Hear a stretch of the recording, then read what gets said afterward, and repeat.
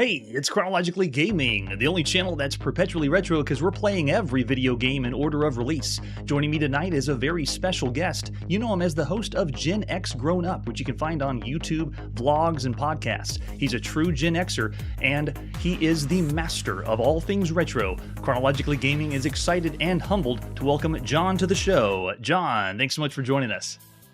And now I have to live up to that introduction? That's a lot of pressure. Are you kidding me?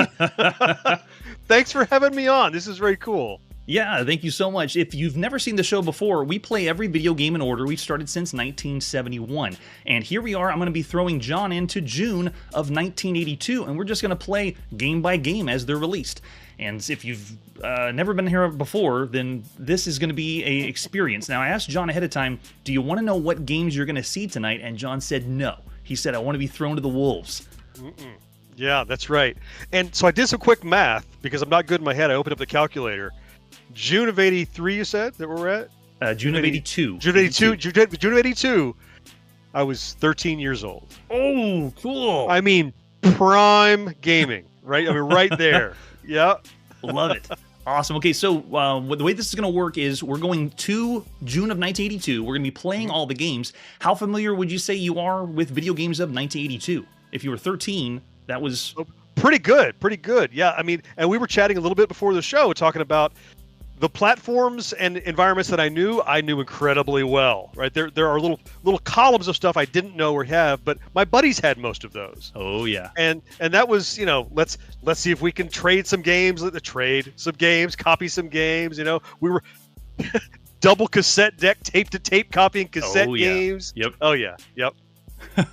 I think pretty well. We'll see if you stump me or not, but pretty well over 82, yeah. Yes, well, we are both from the United States, and here on the channel, we play everything all over the world, so the first place we're going to be going is England.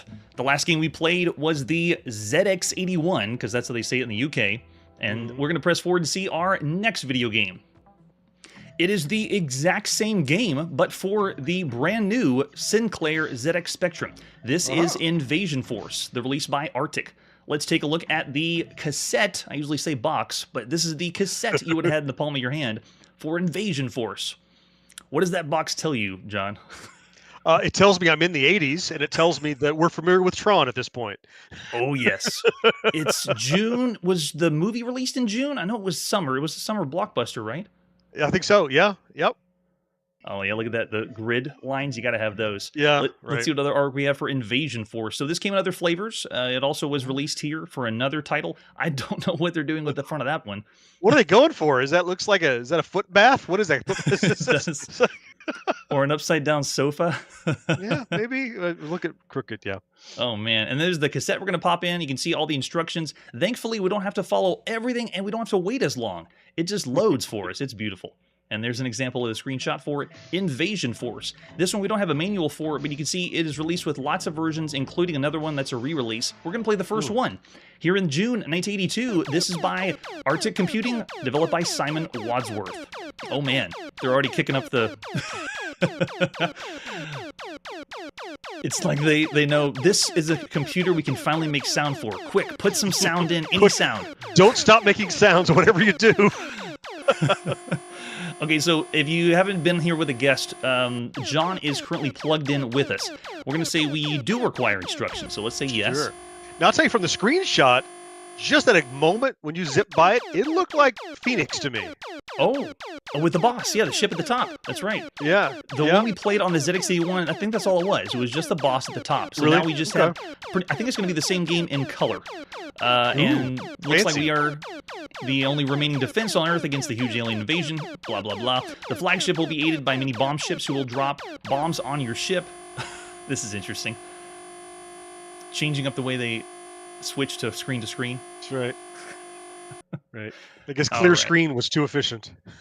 Now, this is kind of rare to get a tutorial like this. This is your laser gun. Look at this. It's showing you how to play.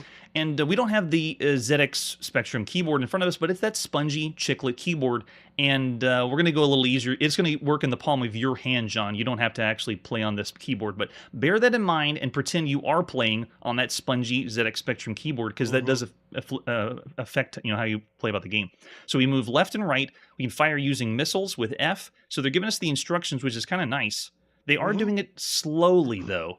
It's a simple affair. We're familiar with how to move you're left, not right, and advancing fire. through this. This is just real time. You have to watch it. Okay. Real time, yeah. Oh, there's the alien flagship. Very nice. And the blue-white area is the control area. Looks like that's where we need to get to. Yeah, it's very familiar with Phoenix. Phoenix, cough, Phoenix. Yeah, it looks a lot like it. They only picked the end. Like the person that played it in the arcades and said, "Oh, we need to do only that," and that's it. Was it just the boss level? Like Yes. you're peeking into the future. I haven't seen this. You saw the previous version, but okay, you had the black and white. Yeah, that's true. The black and white one. And then the alien force, we have to shoot your way through. Okay, so I'll give you the heads up because John, you can start us off to play. When you fire off the gun, if you hit any of those fuchsia areas, all the energy you blew away at the master ship gets all brought back again. So if you mistime a shot, it's going to just all your work tearing down the mothership is going to go away. Wow. That's going to be handy over Parsec, where I'm a few milliseconds behind, but that's okay. I'm up for the challenge. Yes, right. All right, I think we've seen enough of that. Let's move forward. Oh, gosh. Do you want a suicidal game? Is that what it said? Okay, I was going to say, we don't want to. I've never had a video game ask me this. So, John, do you want a suicidal game?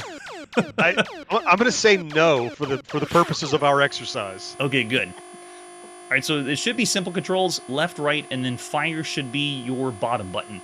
If you were playing this on the Spectrum, it'd be caps, and then Z to move left, right, and then F for fire. So there we go. John is in. Playing some invasion force. I'm doing the thing. Yep. Yeah. Whoa. Yep. Every time you blow the force field away, some extra bullets fall down at you. Oh, no kidding. Yeah. This reminds me of one of the power-ups in Breakout Recharge that came out last year, where you would hit some of the bricks, and then it would just send a firestorm of bullets down on you. Yes. But I'm having a similar problem. Oh, wow, that's a dramatic death. They're serious Flashing about is real. that. Oh, nice touch, Arctic. Repairs complete. Very cool. So does it switch over to you now, or is it still me? It's all you. This is a one-player-only game. Oh, it's all we get. Oh, I see. So I've yet to even shoot the mothership. All right, I need to really start focus more on timing. There we go. There we go. There's a little shot through. No, that's not it. Oh, wow. Yeah. The two ships are. It's tricky to tell which ones are raining down from breaking down the force field and the ships firing at you.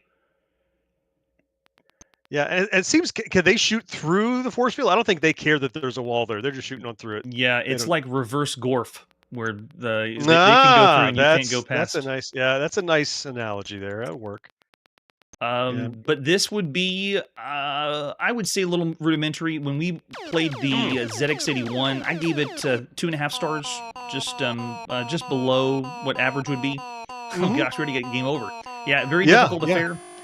Well, it's not a nightmare. It's and I'm not going to blame the latency. There's a little bit of latency, but it's just a general update in that it looks like it's all done with text characters, right? So so the animation is not super fluid. It doesn't go pixel by pixel. It kind of goes block by block. It looks like, and so if you're already not in the right place to dodge a bullet, and you try to go the wrong direction, you can never outrun the bullet, because it's going to fall at the same rate. So that's what I encountered. But it's I didn't have a good performance, but I get a good feel of what the game is, and when I can thin out the shield, then I can get to the mothership and shoot through there, yada yada yada. So I get that. Yeah. The ZX Spectrum just came out in April, but it was mail order. So at this point, you had to be really lucky to get this system in the palm of your hands within like 6 months, because some people were delayed that long. And we're seeing that the ZX Spectrum games are pretty much ZX81 games, but with color and some sound thrown in. Like that one was bam, bam, bam, bam, just add a little bit of something. Yeah. So of all the home computers you could play up to this point, everything, all over the world. As usual, the guests on our show get to rate everything, and John's going to rate them all. He's got to ask himself, of all those computers that you can play up to this point, what would you give Invasion Force? And I'll give you a quick preview again if you're just now tuning in. If you ask yourself, are we asking little Johnny to see what he would rate the games if it was, because we're in 1992. We are, yeah. We're going to talk to little Johnny. Well, he was 13, we'd established, right? So yes, yeah, little Johnny is in full force.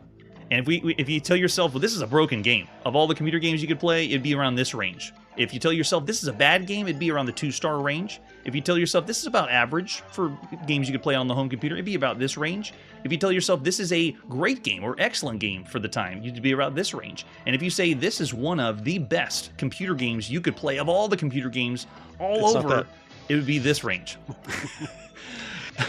Yeah, my inclination is I'm going to give it about a 2. I think a 2 is fine. You know, if there was like a 2 1/4, I might bump it just a little nudge up because it wasn't bad. It just wasn't. It was below average, we'll say. So I think 2.5 is a nice solid average. Right here. Yep, if it's below average, it's right here, 2.5. Yeah. Okay. All right. We'll go with that. It's fine. Okay. Great. And then after Invasion Force, let's press forward and see our next game.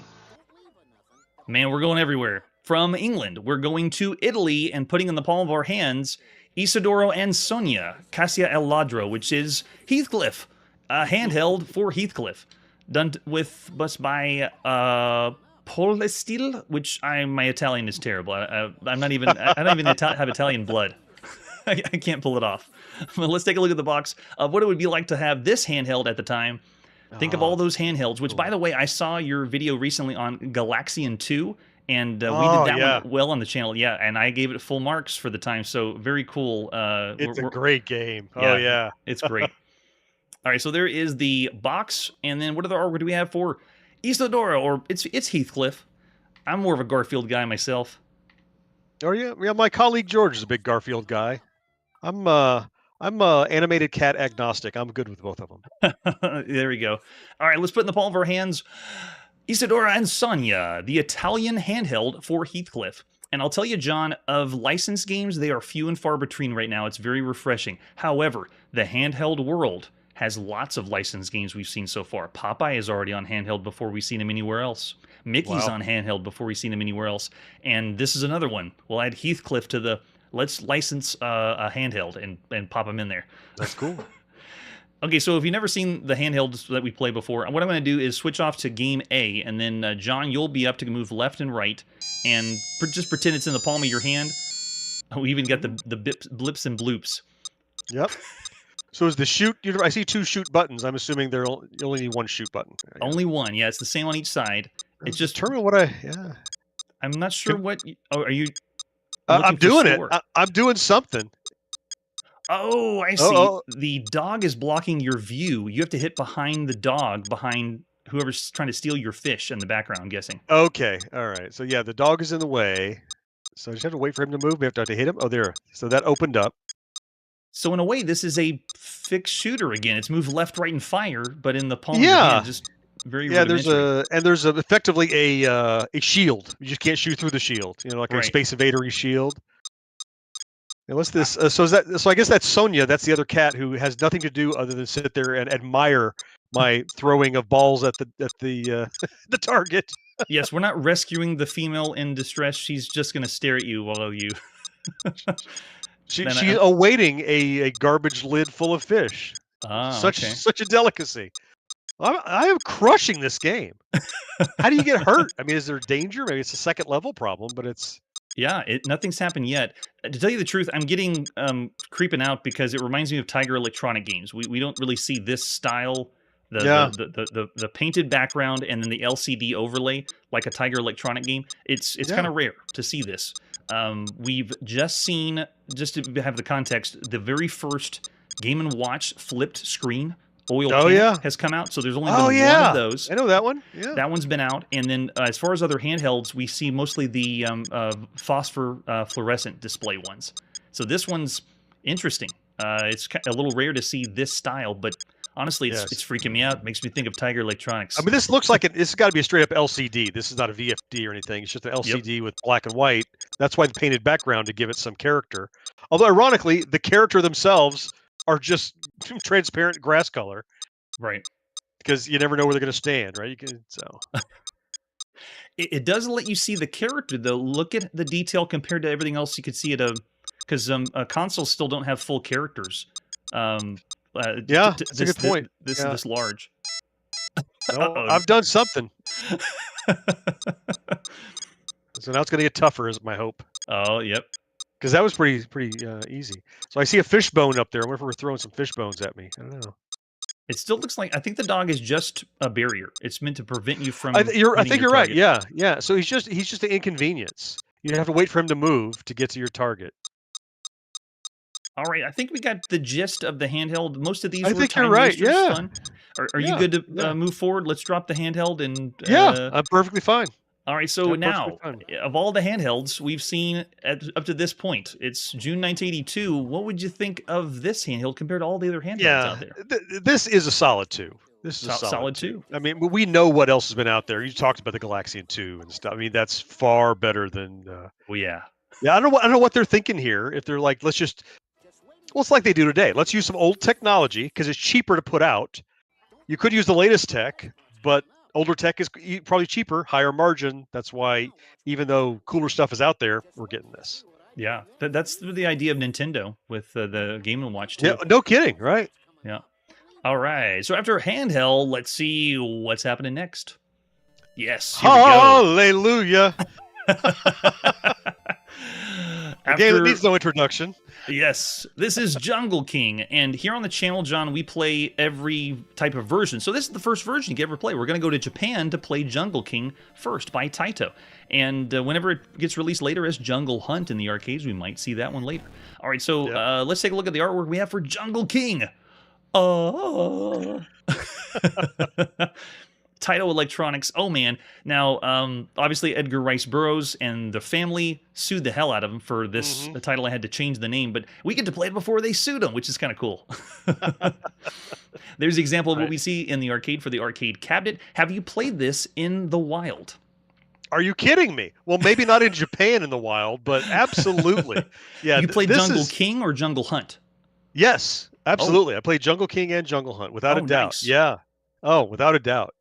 Yeah, it's I know it well. I can usually get all the way through it. And I don't know about with latency and through the internet if I can, but it's one of those that the first time you get to a new level, you're dead.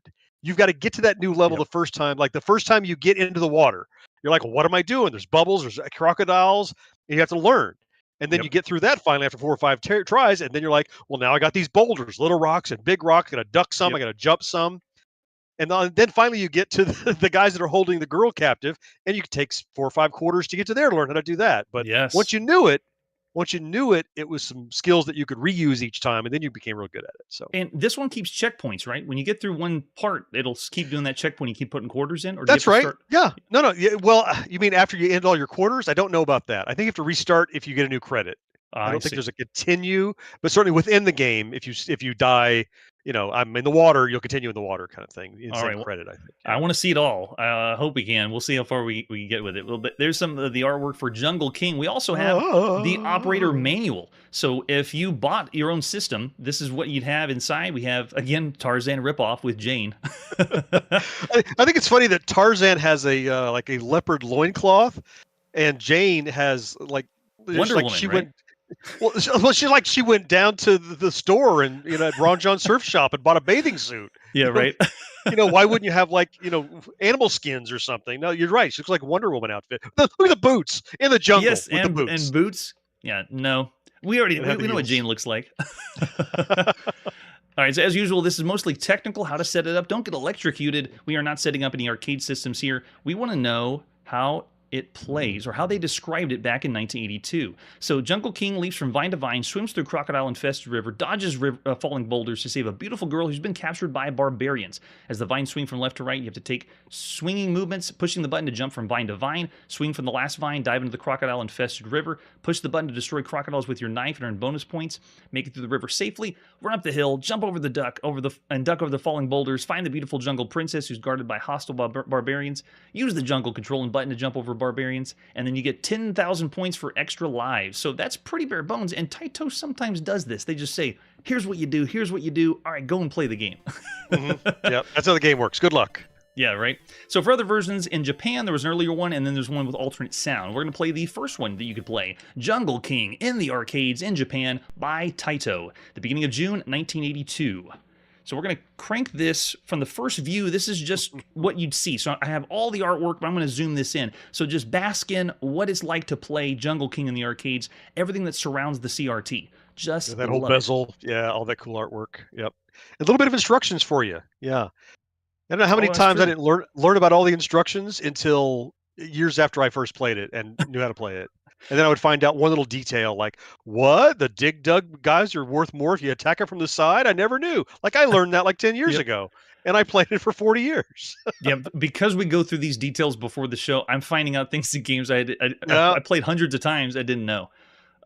Like these when I go to the arcade, I never looked at instructions. I was like, put in the coin, hold the joystick, and go, and I'd figure it out. Well, you didn't have a busy enough arcade. If it's busy, while I'm waiting with my quarter up on the bezel, I'm reading the instructions. I'm taking in the corners of the artwork because I can't play it yet. Whenever you had a long line, The scene we just saw is the first of its kind, John. We've seen platformers that can jump. Donkey Kong was the first one to ever have a platformer that can jump. And then in the home computer, we've seen platformers that can jump. But no one has done a platformer that's jumping and scrolling. This is the very first time that anyone's done it. That we haven't seen anything on all other systems. We've seen plenty of clones of Donkey Kong and jumping and on the home computer, but no one's scrolled like we just saw. All right, so I'm going to zoom us in, and let's get a better look at the screen. There we go. All right, so let's put some coins in. Nice. And I'm pushing 2 players, so I'll start off as 1 player. Oh, hear that? All right. Yeah, I heard it. So cool. We saw one other game do this vine thing trick in the arcade. It was The Adventures of Mr. F. Flea, and you were a flea jumping back and forth. Not quite like this, but the idea of let's jump from vine to vine, we've seen one other time before, at least to my knowledge. Steve made a really good... Yeah, Steve made a really good comment about the parallax scrolling. We have the multiple panes of glass kind of moving at different speeds to give the impression of depth. That's really cool. And that's big, too. Oh, I'm down. Oh! All right. John is up. Time to make it. Oh, it's the B button. All right. That's okay. I'm in good shape. I didn't die yet. That's a good shout out. The bottom is multi-scrolling. We've only seen a few things do it, like with Starfields, having a pseudo parallax scrolling. Oh, but yeah, that's new. And we haven't seen. Oh, it's coming out. So it's like coming up really close, which is Moon Patrol, the most famous. Oh, is it? Yeah. Parallax scrolling. Oh, this one has so many things going for it. Now, are the arcade games that are introducing more? Oh, that was close. More scenes is fresh from 1981. 1981 started to give us arcade games where you wanted to keep seeing. Oh, he got it. He's in the water. All right. Yeah, and you have an attack. Oh. Yep. I made it to the water, so I should start the water next time or just before it, I think. So. Yeah, it should keep the checkpoint, hopefully. All right, here we go. Yeah. You're almost at the water, I think. Oh, man, this feels so good. Mm-hmm. Whew! And off the top of my head, I can't think of... Yes, go! I can't think of the difference between this and Jungle Hunt. Did they change... Well, the guy had a pith helmet, so it was like an adventurer. Oh, yeah, like Dr. Livingston. Dr. Livingston, I presume. Yes. Yeah, is that me? There we go. Yeah, so you had a little pith helmet. Oh, missed him. Because you can't avoid him if you want to. You go for him for points, right? Points, oh yeah. Oh, yeah. Oh, and then so the bubbles are going to make you climb. Oh! You might make it. Yep. All right, so you go down and you're holding your breath. I see the diving on the side. Got it. Yeah. And the bubbles will force you to the top, so just I usually try to make it so that I am at the top with the bubbles so that I have to worry about them forcing me up into a crock. Gotcha. No, I did the same one. Yep. Now, there's been a sprinkling of arcade games that allow you to... Oh, so after a game over, yes, we can keep going. Oh, so cool. Majority of the arcade games I'm familiar with in the arcades was after the Golden Age. And so I played arcade games that allowed you just... As long as you had enough money, you could just keep playing to see the end. So pay to win. Get to the end. Yes, pay to win. And now... Yep. Oh, wait, is it not going to work?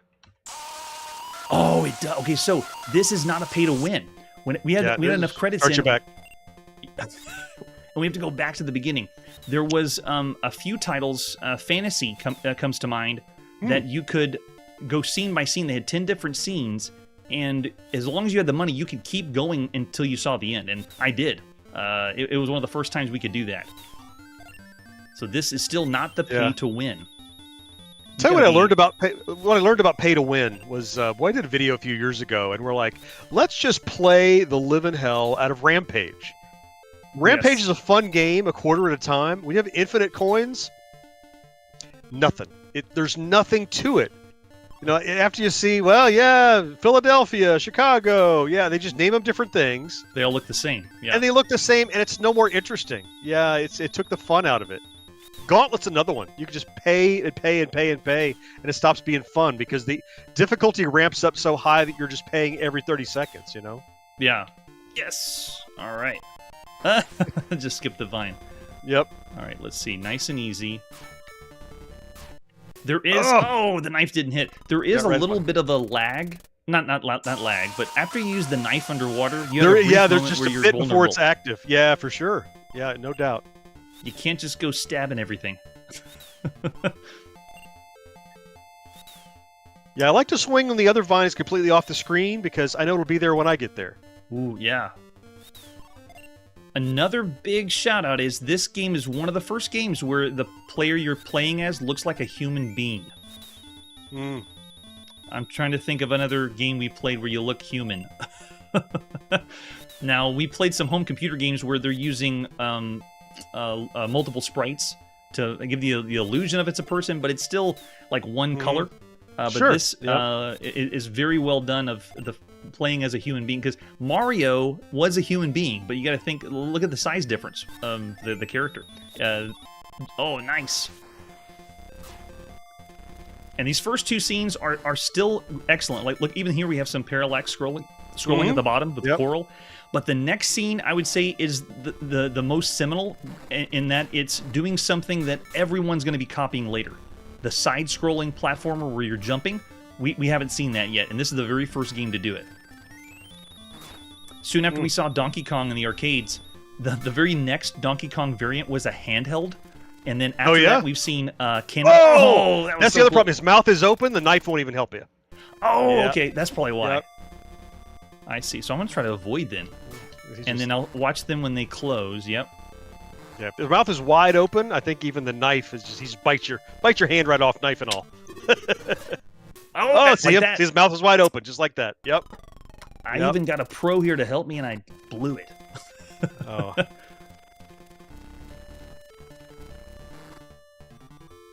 Oh, see, I'm seeing in the chat the other throwbacks. We haven't seen any of those games. I have no idea what Karateka is. I have no idea. Karateka? Oh my goodness, Karateka is about to come out with a Digital Eclipse is about to do the Mac Daddy Karateka release. Sweet. That's Jordan Mechner's big magnum opus. The first one, yeah, before Prince of Persia. Correct. Oh, look at this.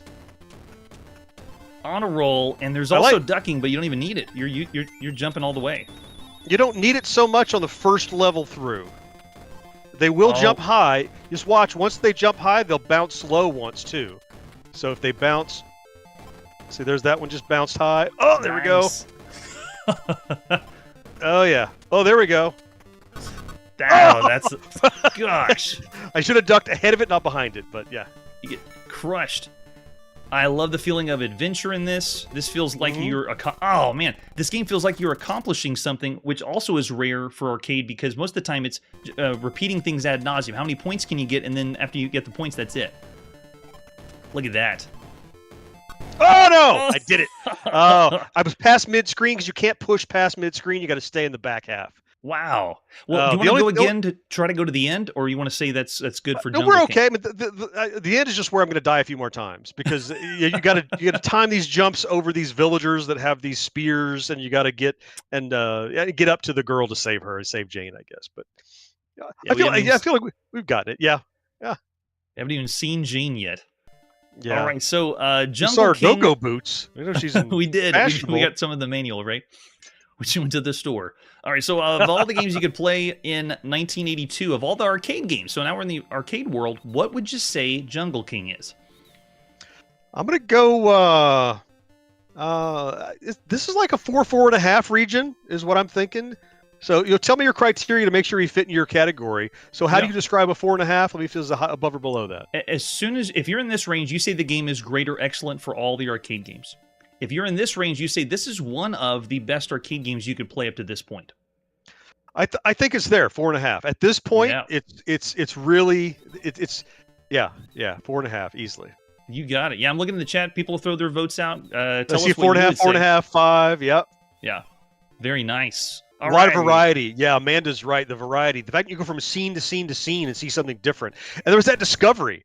We talked about that on a podcast about Donkey Kong. How like the first time somebody gets to the Pie Factory, people are like, "Somebody's at the Pie Factory. Come look," because not everybody had been there. Yes. Especially in the U.S. when the Pie Factory didn't come until level 3 because the Japanese order brought it level 1. But that's right. Anyway, when we played the first one, I had the same thing. I was like, "Where's the Pie Factory?" I kept trying to play, and I wasn't getting there. Yeah, and would exactly. Die.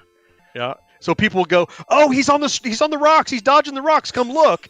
And it was because you couldn't go on the internet and see it. You had to catch somebody in the arcade doing it live. Yes. So cool. All right, so we went from the UK to Italy to Japan. Let's see where we're going now. We're heading back home onto the Apple II.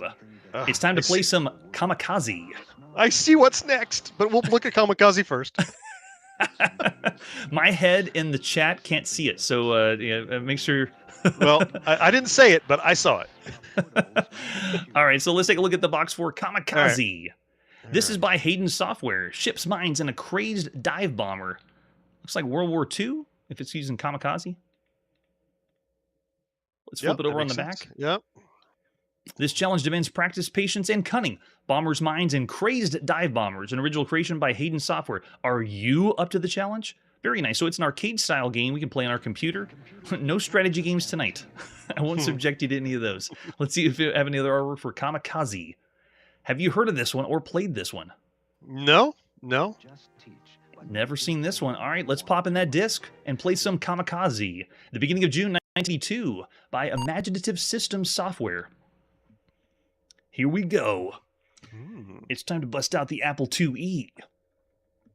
Wasn't it clever how the designers of the Apple II figured out that the right and left bracket together makes this amazing stylized 2, and they just used it everywhere? They couldn't have planned that, right? It's just somebody saw it and went, "Oh, great." I love it. And whenever I catalog the game, I've been doing the Roman numeral 2. Yeah. I'll sometimes go back and forth. Like, which one is the official one? Yeah. Well, nice touch with the text. Okay, so you are in, John, you have an Atari, I'm sorry, whoops, not Atari. You have an Apple paddle controller with you. Go ahead and push the bottom button, see if that's your paddle joystick to play. And then you might have to play some, there might be some drifting when you move left and right. Let me know if it, because it's the paddle style controls. I got you, no problem, yeah. All right, so he's in. It's another, we didn't plan this. It's another fixed shooter. Well, I'm missing him by the exact same amount every time, which tells you how accurate I am. And honestly, John, we've played more than fixed shooters here, but this makes us feel like 1982 is nothing but move left, right, and fire. That's all right.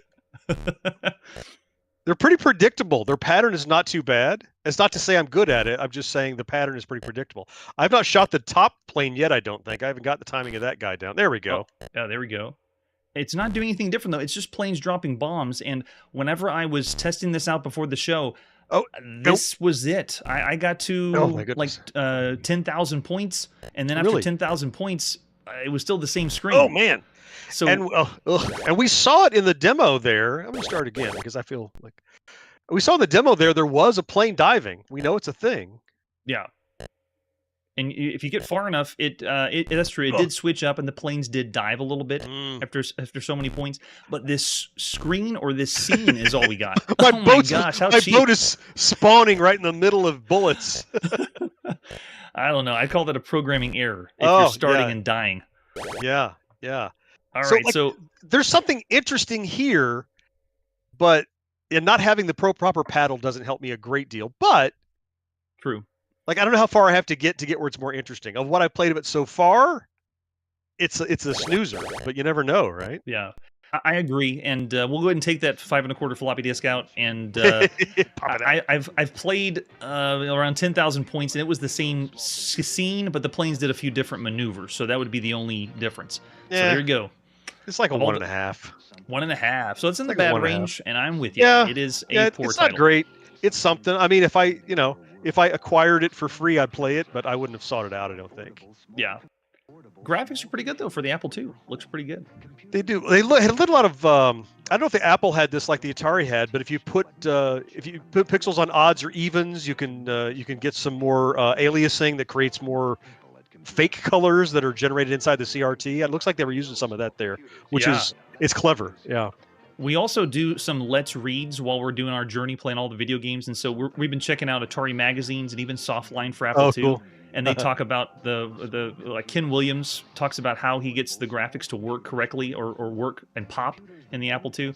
We don't go into too much detail because we're all about the games here, not so much of the development side, but still fun.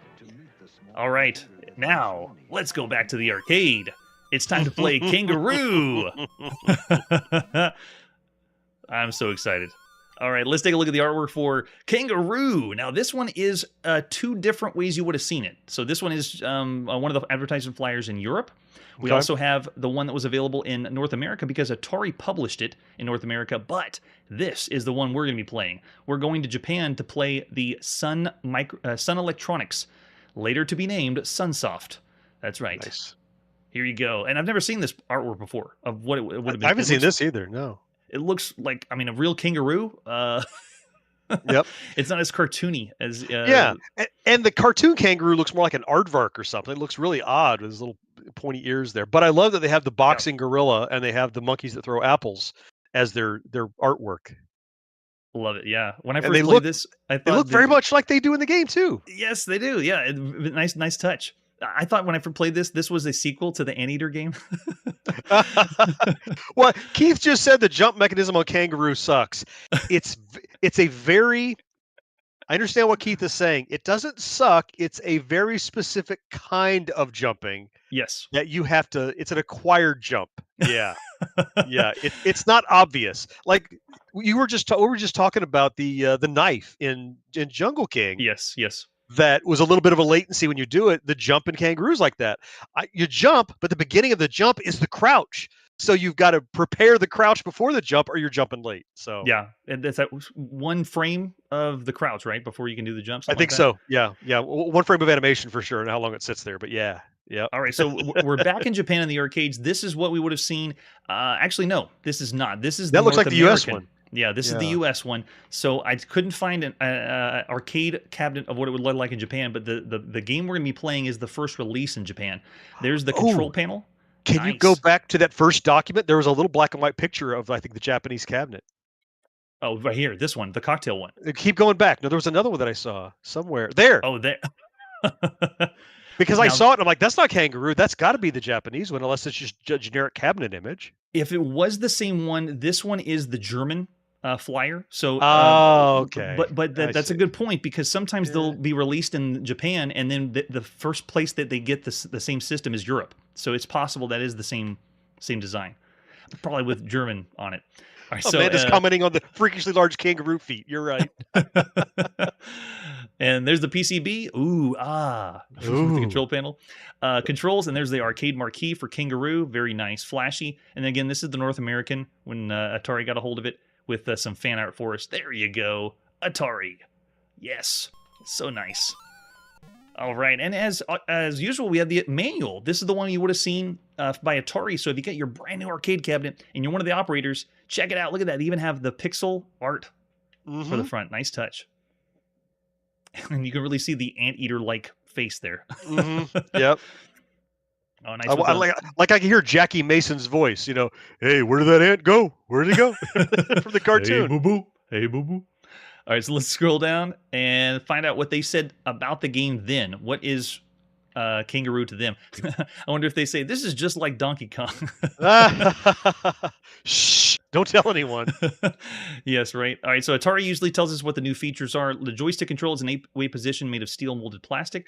Okay, that's not actually new. We've seen that. The service switch, okay, so it's mostly technical. Every now and then, Atari in their manuals tells us what's the newest technology, like when they first did the color vector graphics technology. They said, this is the brand new stuff, so it was really cool to see and point that out. All right, so don't care about inspection, installation. Get us to the game. Now, for context, John, we've seen the jumping platformer with Donkey Kong in the arcade. We just saw Jungle King. This is the first time any arcade game has done a Donkey Kong variant. We've seen about 6 or 7 on home computers. So there's been Donkey Kong on the home computer, but this is the first time ever. Here we go. Kangaroo is... Oh, nice color raster scan video display. 1 or 2 player, but it's still going to be alternate play, so sadly we can't be running around as kangaroos at the same time. It takes place in the branches of a tree. The player controls Mother Kangaroo, who must hop and leap from the bottom of the screen to the top to rescue her kidnapped baby. So, are we playing as a female character? Yes. Yeah, absolutely. Female protagonist. Because it's your baby and you're getting it back in your pouch. In fact, isn't your baby in your pouch at one point in the game, I think? Yeah. In the beginning, maybe the track mode, something like that. Yeah, maybe, or maybe when you save. No, when you save, they're like fist to fist. But I think at one point, anyway, we'll see. Maybe it's my imagination. I've Mandela affected a pouch into this kangaroo. Right. The kangaroo must punch monkeys and avoid fruit and is thrown by the dropped monkeys. Kangaroo has 5 possible modes of operation: the attract, ready, play, high score, self-test. Now, when I first did the show, John, I wasn't familiar with the operator, how they interpret the game, because when I first came into a game and then they said there's 5 modes, I was like, oh, there's 5 screens, there's 5 different things. And no, they're talking about there's the attract mode, there's the high score, there's the actual play and self-test. So cycling. Yes, how it cycles the modes. So when they're going to explain what the attract mode does and what you see, explain what the ready to play mode, and then here we go, the play mode. You control the joystick with the 8-way joystick, causes the kangaroo to hop right or left, or to leap to touch fruit, or to jump over apples thrown at her by monkeys. They can climb ladders or super leap diagonally to the left or right to climb up log-type stairs. Super leap diagonally. What is that? Is that the off the ladder jump? Is that what they're talking about? It's just leaping diagonally, I think. It's not any farther. There's a leap, and then there's a super leap. Is that a different one? Okay, maybe that's just the normal... I think this just means jumping diagonally, which means you're jumping versus jumping in a direction. I see. It's the wave of the future, because games aren't doing this yet. Right. It's brand new. Super leap. And then we have the punch button. Kangaroo to punch with the boxing glove, and there's the points we get for that. The Big Ape may appear to take the kangaroo's gloves, and the Big Ape's 800 points. Game progresses by levels. Each level has 4 rounds. Bonus points appear at the top left and right, and that gives us pretty much the gist, because we'll see how far we can get, but I like to see how they describe what the game means or what it's described to them. Okay, so we have the Atari version that was in North America, and we're going to be in Japan playing Kangaroo by Sun Electronics in the beginning of June 1982. All right. Now, Jeff, do you play Kangaroo for points or do you play for screens? Because I play for screens. Because you could spam fruit and get way higher score by ringing the bell and going back down for the fruit.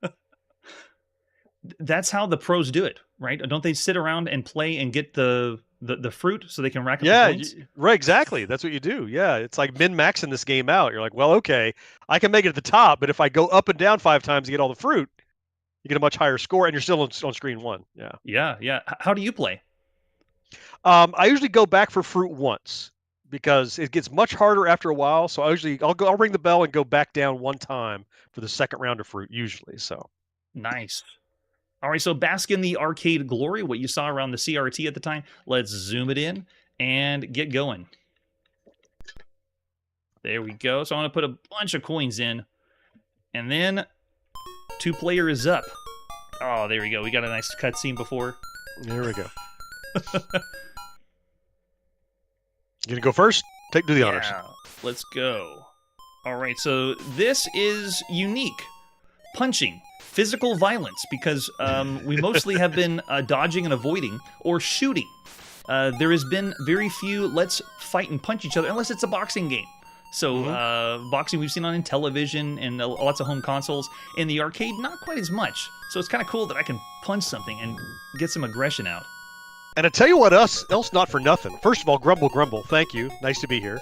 But I wasn't grumbling. That was the username, Grumble. But the other thing is, oh, I forgot I'm playing. No, that's you. What am I doing? Yeah, that's you. yeah. You finished the screen. I looked up and I wasn't moving. So, no, but there's no jump button. Yes. Move the stick up to jump, which is another thing that I think makes people. Well, gotta duck that thing. Makes people confused about this game and not like it because they're not used to that. Right. They want a jump button. And when we played Donkey Kong had the jump button. Before Donkey Kong, the only other game that was taking that perspective was Space Panic. Yep. So I found out which button is punch. It's not the one I pushed. And I didn't dodge the... That's all right. I'll get a second chance now. All right, there we go. Here we go. I'm punching now. Yes. I just walked around to that monkey and said, just kill me. I like to punch him in the trees if I can. No, he's not going to come out. Oh, he got it. Well, I'm going to come out and say it that I enjoy the button as jump.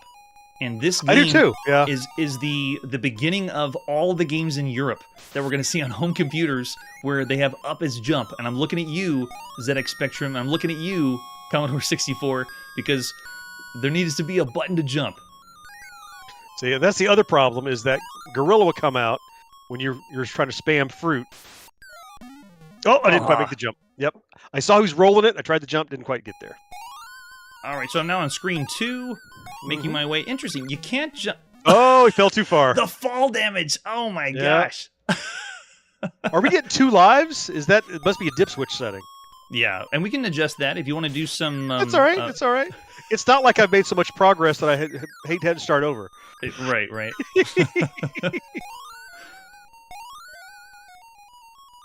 Yeah, this one actually isn't so bad with the jump. I don't dislike it, but whoever was saying earlier, they're not wrong. It is weird. The jump it feels very weird. It's nothing else replicated this kind of jump that I recall. Right. My favorite screen, I think, is the 4th one where you're stacking monkeys to get to a platform. I think that's a really neat mechanic. Oh. Now, in the home computer world, we played 2 other Donkey Kong variants. One was Canyon Climber, and one was Cannonball Blitz. No! Oh, look at that. Nice.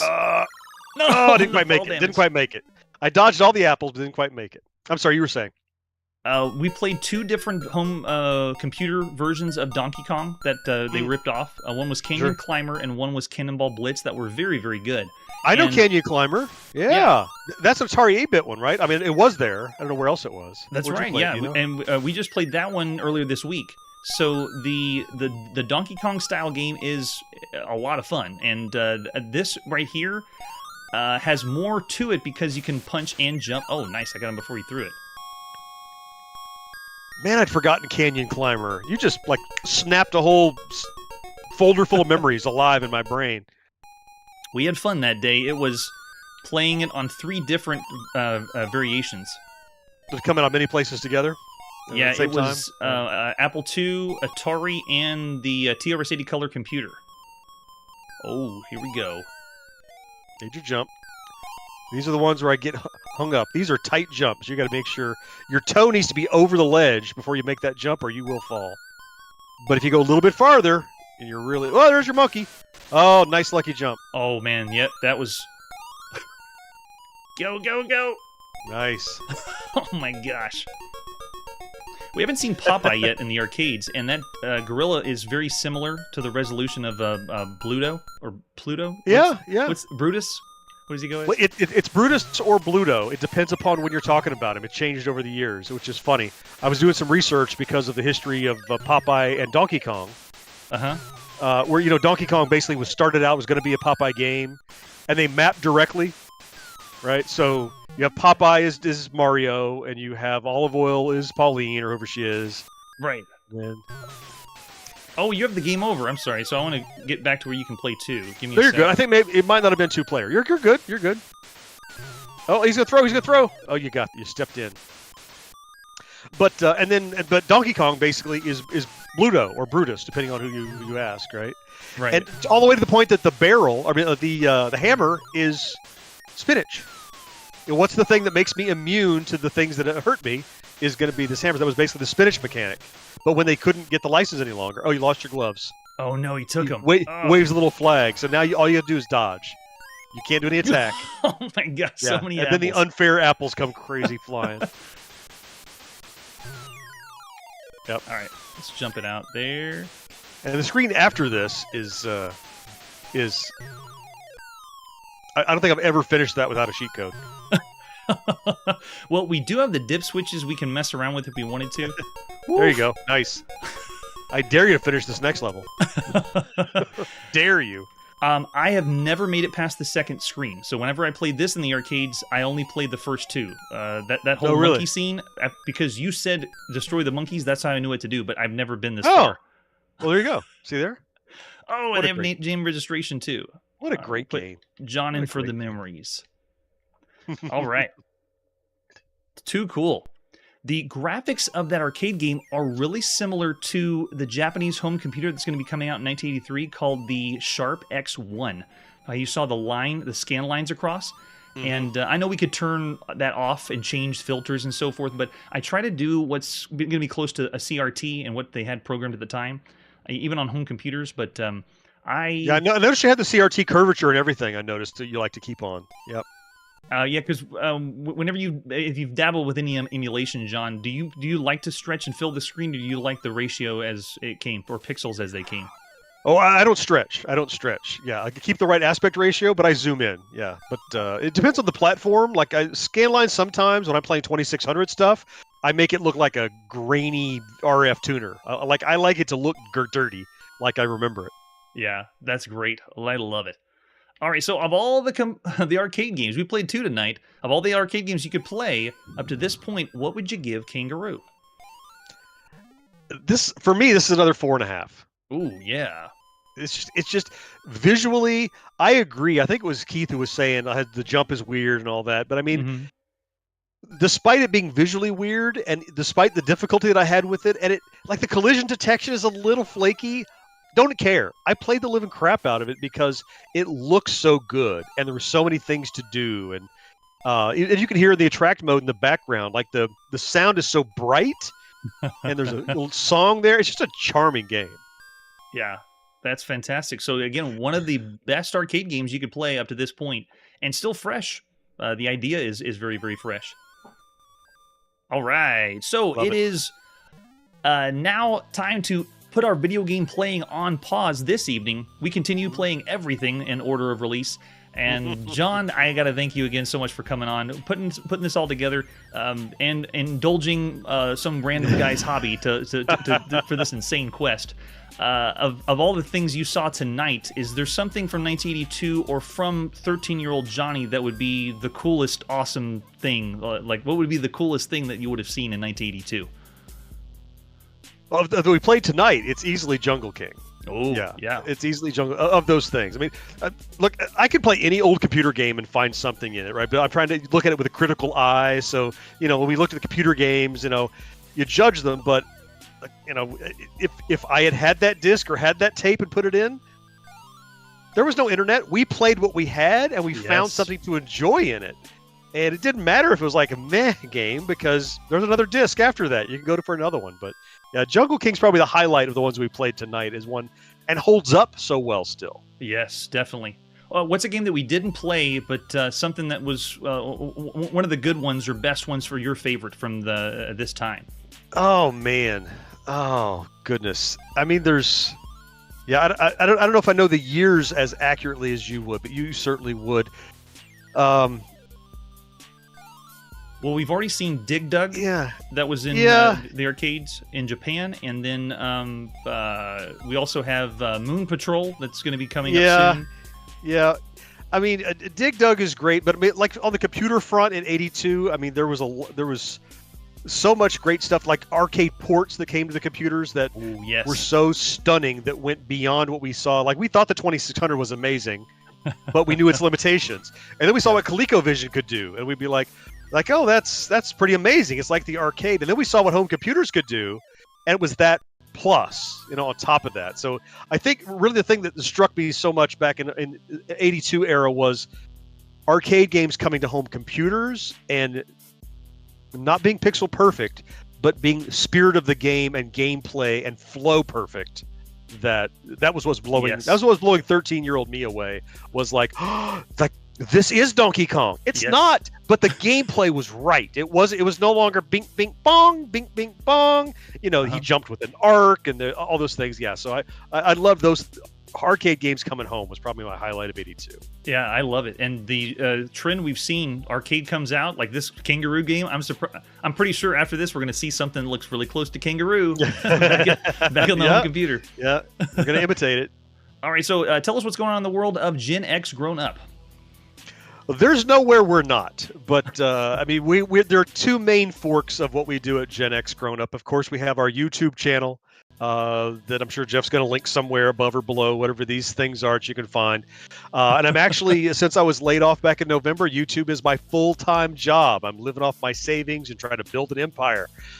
Growth has been great, but we can always use one more. So if you like this kind of nerdy, nostalgic stuff, we cover a ton of it over on Gen X Grown Up's YouTube channel. The other main fork of our empire is we have a weekly audio podcast that celebrates all things Generation X. And every other week, we'll do one episode where we talk about current movies and tech and toys and trends through the eyes of three old guys like me. And, you know, current movies, what do we think of it compared to old stuff?